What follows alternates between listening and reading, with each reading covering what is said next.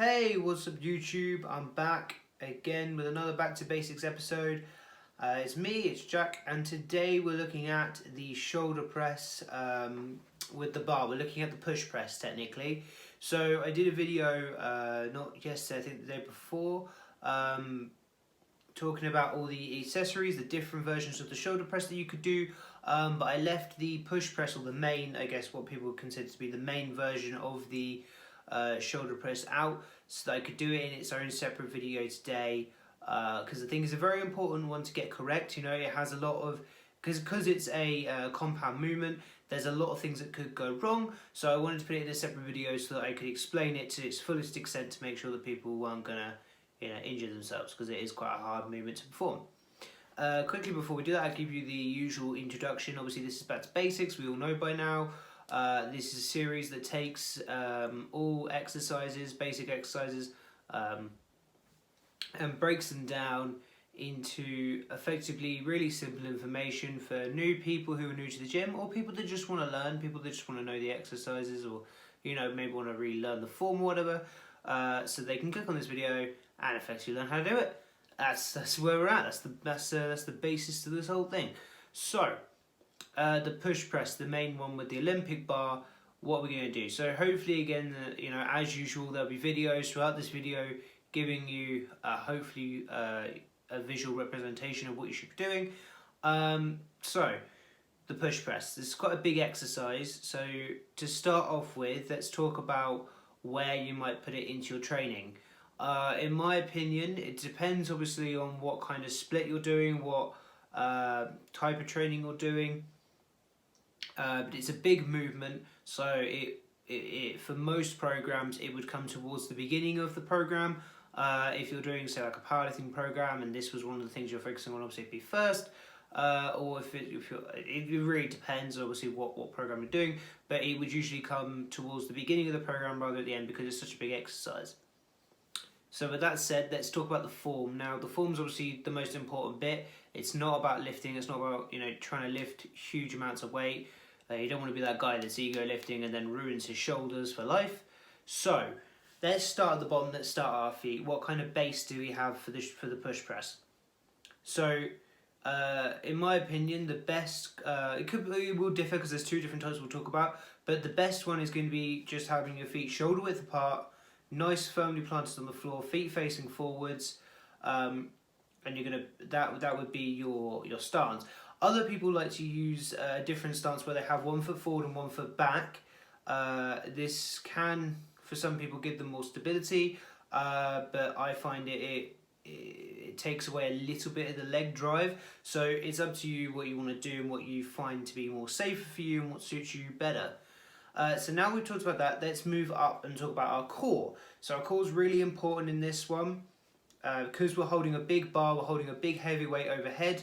We want to make sure that our core is going to be tight when the bar is traveling upwards. So what do I mean by this?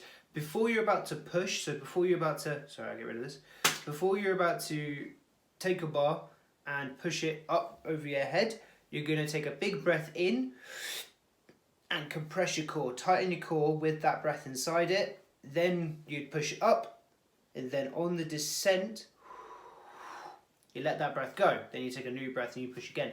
Why do we take a breath?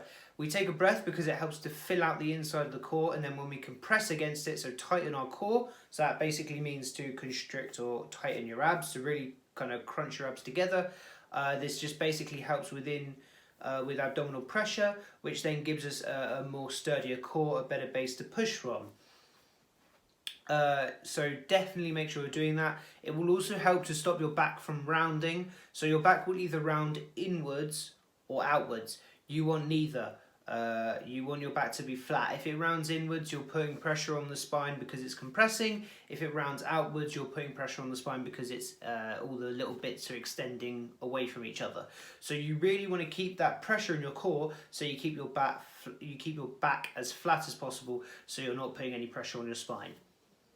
Now let's move up to where you're going to have the bar. So we did kind of cover this a little bit with the lighter bars and sitting down, but effectively with the pressing movement, it's going to start from the top of your chest. So it'll be resting here, just on the top of your chest here. you're going to bring it out slightly because you have to move it out so that you don't hit the bottom of your head, so you don't hit your chin. You bring it out, press up, and then as you're just above your head, you start bringing it back and you lock out at the top. When you're at the top, what you want to be doing is you want to be pulling your shoulder blades back. So you want to basically, be pulling your shoulder blades back so that the bar is directly over your head. So you don't want to push it out to miss your, at the beginning, you don't want to push it out to miss your chin and then push it all the way forward to then end up falling over with a big weight. You want to make sure you push it out slightly, bring it up, and then bring it back and lock it out so it's directly over your head. Now from here, what you're going to do is you're then going to bring it back down, move it forward slightly so you don't hit the top of your head, and bring it back in to the top of your chest. Hopefully, so far this is easy to follow because this is an important movement. Let's talk about where our hands are on the bar. So what you want when you're lining up to the bar, and I recommend that you start off in a squat rack or in a full rack where basically you can have the bar set up on struts or on the hook things so that it's obviously stable. You're not picking it up off the floor and then having to try and get no. You want something that's going to hold it there for you so that you can just walk up to it and line yourself up to it. Now you want your hands just outside of shoulder range, so you don't want them too close together like in here, you don't want them too far apart.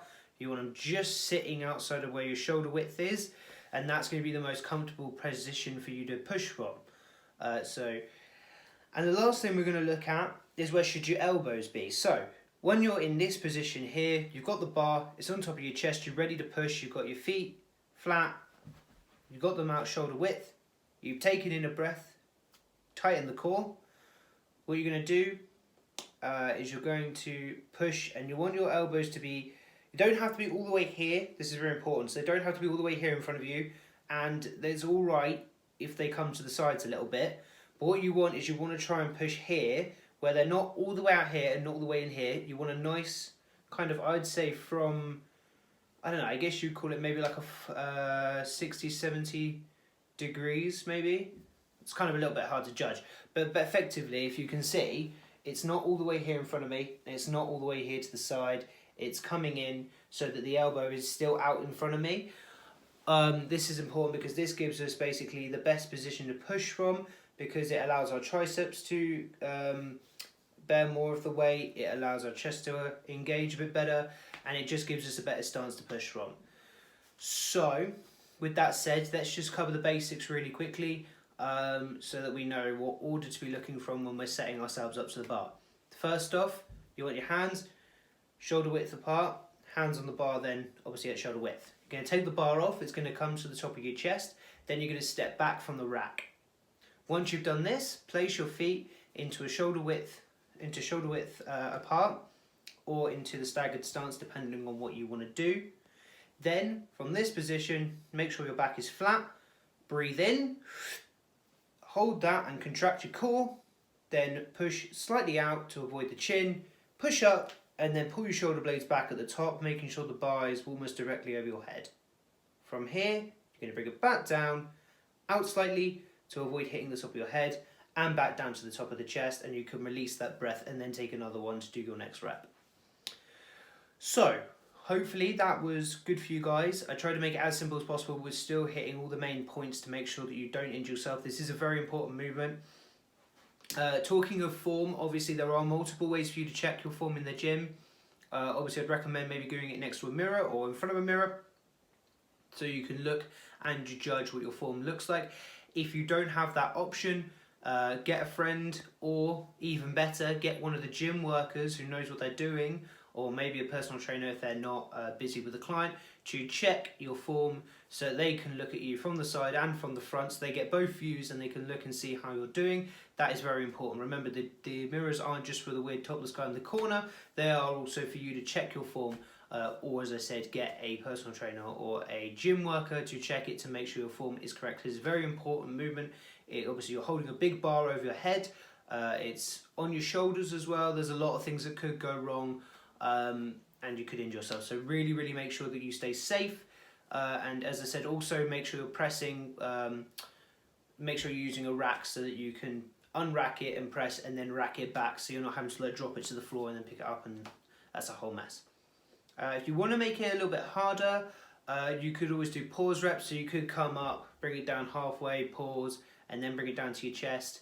But I mean, in terms of its exercise, in my opinion, the best way to make it harder is to either obviously add more weight, because naturally the more weight over time, the more progressive, the harder it will be because the heavier it will be, as long as you're still getting in within the rep ranges that you want to be getting in.